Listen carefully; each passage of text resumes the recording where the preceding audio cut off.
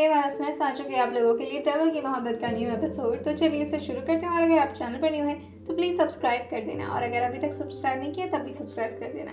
तो चलिए इसे शुरू करते हैं। अब तक की कहानी में आप लोगों ने सुन लिया था कि संजना, जो काफ़ी ज़्यादा डरी सहमी, बाथरूम से बहुत ही हिम्मत करके बाहर निकलती है। वैसे तो उसका दिल नहीं चाह रहा था कि वो अर्नब को इस वक्त फेस कर पाए, और ना ही उसकी हिम्मत हो रही थी, मगर उसे पता था कि अगर वो ज़्यादा देर बाथरूम में रहेगी तो इससे भी अर्नब उस पर नाराज़ हो सकते हैं। संजना, जो भारी और धीरे कदमों से बाथरूम का दरवाजा खोलकर बाहर निकलती है, और फिर अपने चेहरे को झुकाए हुए ही जहां अर्नब खड़े थे उसके ठीक सामने आते हुए धीरे से कहती है, वो मेरा। और ये बोलते ही जैसे ही उसकी नज़र हल्की सी ऊपर जाती है, वो देखती है कि सामने कोई भी नहीं था। वो चारों तरफ देखती है तो उस कमरे में उसके अलावा कोई और था ही नहीं। संजना, जो एकदम से हैरान हो जाती है, लेकिन सच कहें तो उसे इस बात से बहुत ही रिलैक्स मिला था कि अर्नब यहाँ पर नहीं है, क्योंकि वो इस हालत में अर्नब को फेस नहीं करना चाह रही थी, और उसे बहुत ही अजीब लग रहा था ये सारी बात अर्नब को बताते हुए। संजना, जो तुरंत ही सोचती है कि वो जल्द से जल्द बेडशीट चेंज कर दे अर्नब के देखने से पहले। संजना को एहसास हो गया था कि उसकी बेडशीट उसकी वजह से पूरी तरह से खराब हो चुकी है। वो जैसे ही बेड की तरफ आती है तो वो देखती है कि बेड पर एक नया बेडशीट ऑलरेडी बिछा हुआ है, और वो समझ जाती है कि अर्नब को ऑलरेडी उसकी हालत के बारे में पता चल चुका है। इस बात को सोचकर ही संजना की आंखें एकदम से बंद हो जाती हैं। उसे समझ नहीं आ रहा था कि आखिर वो क्या करे इस वक्त। वो दोबारा से बेड पर बैठ भी नहीं सकती थी, क्योंकि उसका कपड़ा जो पीछे से खराब हो चुका था, और अगर वो बैठती तो बेडशीट दोबारा से खराब हो जाता। संजना, जो इसी असमंजस में पड़ी हुई थी कि तभी पीछे से दरवाजा खुलने की आवाज आती है। संजना, जो एकदम से सिकुड़ जाती है, और साथ ही उसकी आंखें भी जोर से बंद हो जाती हैं। पीछे से अर्नब, जो उसी की तरफ अपने कदम को बढ़ा देते हैं। संजना, जिसको काफी ठंड भी लग रही थी, और साथ ही उसके शरीर जो हल्का हल्का कांप रही थी, उसकी बॉडी में भी काफी पेन हो रहा था, और इन सब के साथ सबसे ज्यादा टेंशन तो उसके दिमाग में थी कि वो अर्नब को इस हालत में कैसे फेस कर पाएगी। जैसे ही वो अर्नब के फुट स्टेप्स को अपने कानों में महसूस करती है, उसका चेहरा जो एकदम से नीचे झुक जाता है, और वो वेट कर रही थी कि अर्नब अब उससे क्या ही कहने वाले हैं, और उनकी बेडशीट को खराब करने का वो क्या पनिशमेंट उसे देंगे। अर्नब जैसे ही उसके ठीक पीछे आकर खड़े होते हैं, संजना की धड़कन जो पूरी तरह से बढ़ चुकी थी, और वो अपने एक हाथ के नेल से दूसरे हाथ पर खुद को ही हर्ट किए जा रही थी। जैसे अर्नब, जो उसके बाजू को पकड़ के उसे अपनी तरफ घुमाते हैं। संजना ने अभी भी अपनी नजरें बंद की हुई थी। अर्नब, जो उसके हाथ में कुछ बैग्स रखते हुए कहते हैं, ये बैग पकड़ो, इसमें कुछ कपड़े हैं, और साथ ही इसमें तुम्हारे लिए सैनिटरी पैड भी है, इसे यूज कर लो। और ये बोलकर वो रूम से बाहर तुरंत ही निकल जाते हैं। जब तक अर्नब वहां से चले नहीं गए थे, तब तक संजना ने अपनी आंखें नहीं खोली थी। जैसे ही उसे दरवाजा खुलने और बंद होने की आवाज आती है, वो झटके से अपनी आंखें खोलती है, और तुरंत ही उस बैग की तरफ देखती है। उस पेपर बैग में, जिसमें से एक बैग में उसके लिए कपड़े थे, और साथ ही दूसरे बैग में उसके लिए सैनिटरी पैड्स थे। संजना, जो एक बार उस दरवाजे की तरफ देखती है जहाँ से अभी अभी अर्नब बाहर गए थे, और वो कहती है, ये कौन सा नया रूप है अब? मुझे तो लगा था कि ये मुझे पनिशमेंट देंगे, लेकिन इन्होंने तो मेरे लिए, जल्दी से चेंज कर लेती हूँ। और ये बोलकर वो तुरंत ही अपने कपड़े और साथ ही पैड को लेकर के बाथरूम की तरफ निकल जाती है। थोड़ी ही देर में संजना, जो कपड़े चेंज करके बाहर आ चुकी थी, इस बार अर्नब ने उसके लिए जानबूझकर के बहुत डिसेंट कपड़ा लाया था, जैसा कि वो पहना करती थी। एक फुल बाजू की कुर्ती और साथ ही नीचे प्लाजो। संजना, जो बाथरूम से निकलकर बाहर आती है, उसके पेट में अभी भी बहुत जोरों से दर्द हो रहा था, और साथ ही हैंडकफ में उसके हाथ जो काफी टाइम से बंधे होने की वजह से काफी पेन हो रहे थे। संजना, जो विंडो के पास आकर खड़ी हो जाती है, और उसका कर्टन हल्का सा हटा लेती है, जिससे बाहर की धूप की किरणें उसके चेहरे पर हल्का हल्का पड़ने शुरू हो गई थी। उसे समझ नहीं आ रहा था कि अब उसे क्या ही करना होगा, और अर्नब अब उसे किस तरह ट्रीट करने वाले हैं। बाहर के नज़ारों को देखकर उसकी आंखें नम हो जाती हैं। वो बाहर जाना चाहती थी, इस घर से बहुत दूर, और साथ ही अर्नब से भी। वो उस दिन के बारे में सोचती है जिस वक्त वो यहाँ आने का डिसीजन ली थी। उसने अपनी जिंदगी में पहली बार कोई इतना बड़ा गलत फैसला ले लिया था, जिसकी वजह से उसे इतने दिन से सफर करना पड़ रहा था।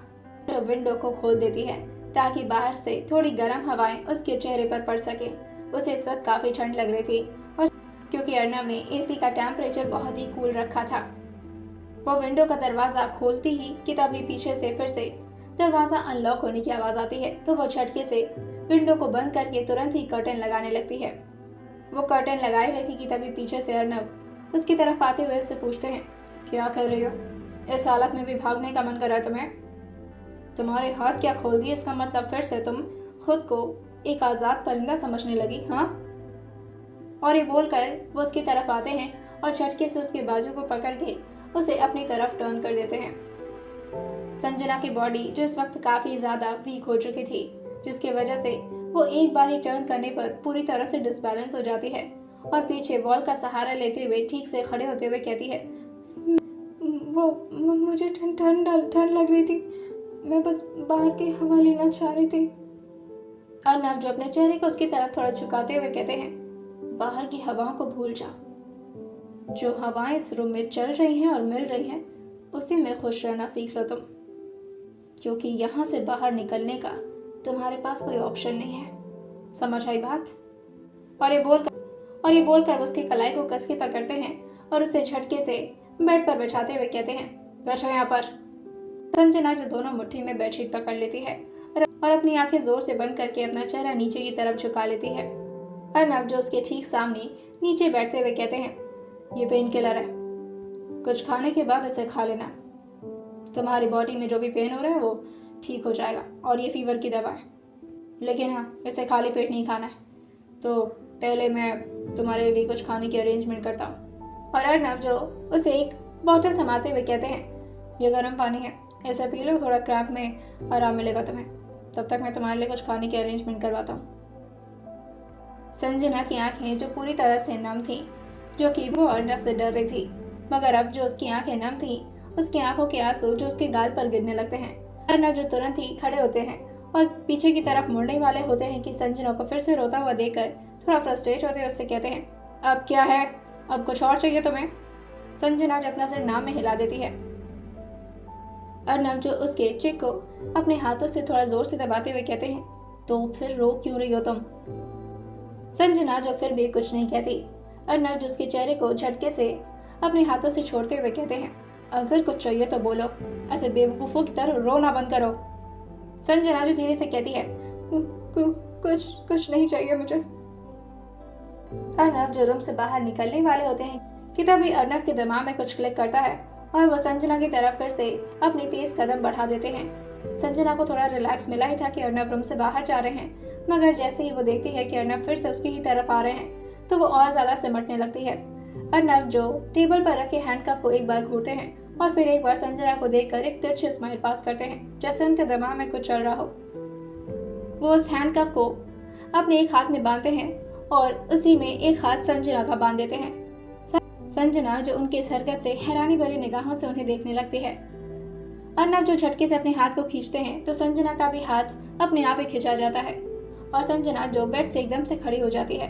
अर्नव जो उसे देखकर कहते हैं, अब मेरे साथ साथ रहोगी तुम, और ये जो खिड़की से कूदने का प्लान बना रही थी, ये तो मैं होने नहीं दूंगा, क्योंकि मुझे कोई टूटे हुए पैर वाली बीवी नहीं चाहिए। चलो मेरे साथ। और ये बोलकर वो संजना को अपने साथ ले जाने लगते हैं। उन्होंने इस वक्त संजना को नहीं पकड़ रखा था, हैंडकफ ही संजना को अर्नव की तरफ खींचे जा रहा था, जिससे संजना की कलाई में बार बार चोट लग रही थी, जैसे ही अर्नव उसे झटके से अपनी तरफ खींच रहे थे। अर्नव की चलने की स्पीड बहुत तेज थी और वहीं संजना को चलने में काफी ज्यादा तकलीफ हो रही थी। अर्नव जो बहुत ही तेज कदमों से सीढ़ियां उतरना शुरू करते हैं कि तभी संजना का पैर एकदम से स्लिप हो जाता है, क्योंकि वो अर्नव के स्पीड को मैच नहीं कर पा रही थी। जैसे ही संजना का पैर स्लिप करता है, वो तुरंत ही नीचे की तरफ जाने लगती है कि तभी अर्नव का हैंडकफ जो संजना को रोक लेता है और अर्नव जो अपने हाथ को संजना की कलाई पर बांध देते हैं और उसे पकड़ते हुए कहते हैं, कहाँ जा रही हो? मैंने कहा ना, मुझसे दूर नहीं जा सकती तुम। संजना जो इस वक्त पीछे की तरफ बैंड थी, अगर अर्नव उसे छोड़ते तो वो तुरंत ही नीचे सीढ़ियों से जाकर गिर जाती। अर्नव जो उसकी कलाई को पकड़ते हुए उसे खींचते हुए कहते हैं, इसीलिए हैंडकफ बांधा था। मुझे पता है कि तुम अगर मेरे साथ नहीं रहोगी तो शायद तुम सेफ भी नहीं रहोगी। और ये बोलकर वो उसकी कलाई को पकड़ के फिर से सीढ़ियों से उतरने लगते हैं। संजना जो बड़े डरते हुए आवाज़ में कहती है, आप धीरे चलेंगे, मुझे चलने में दिक्कत हो रही है। उसकी आवाज़ में हल्की हल्की कपकपी थी और साथ ही चलने में उसकी शरीर पूरी तरह से कांप रही थी। अर्नब भी इस चीज़ को रियलाइज़ करते हैं कि संजना की तबीयत ठीक नहीं है, तो वह संजना को देखकर कहते हैं, तुम्हें चलने की क्या ज़रूरत है, पहले बताती तुम। और ये बोलकर वो झटके से संजना को अपनी गोद में उठा लेते हैं। अर्नब और संजना के हाथ जो अभी भी हैंडकफ में ही बंधे हुए थे, अर्नब जो उसे किचन में ले आते हैं और उसे काउंटर पर बिठा देते हैं। संजना जो कहती है, इस हालत में लड़कियां किचन में नहीं आती हैं, आप मुझे यहाँ कैसे ला सकते हैं। अर्नब जो उसे देखकर कहते हैं, शट अप, मैं मॉडर्न लड़का हूँ और मैं इन सब चीज़ों में बिलीव नहीं रखता, और वैसे भी तो मेरे साथ ही रहोगी। मुझे खाना बनाने कुछ खास आता नहीं है, तो तुम हेल्प करती रहना मेरी। और ये बोलकर अर्नब जो अपने हाथ से उस हैंडकफ को हटा देते हैं और संजना के दूसरे हाथ को भी उसी हैंडकफ में डालकर लॉक कर देते हैं। आइए जानते हैं आने वाली कहानी में क्या कभी अर्नब संजना के साथ सॉफ्ट हो पाएंगे या फिर इसी तरह से वो हमेशा संजना को टॉर्चर ही करते रहेंगे। आइए जानते हैं इसे आने वाले एपिसोड में और सुनते रहिए रेवल की मोहब्बत सिर्फ और सिर्फ स्टोरी विद सौम्य के साथ।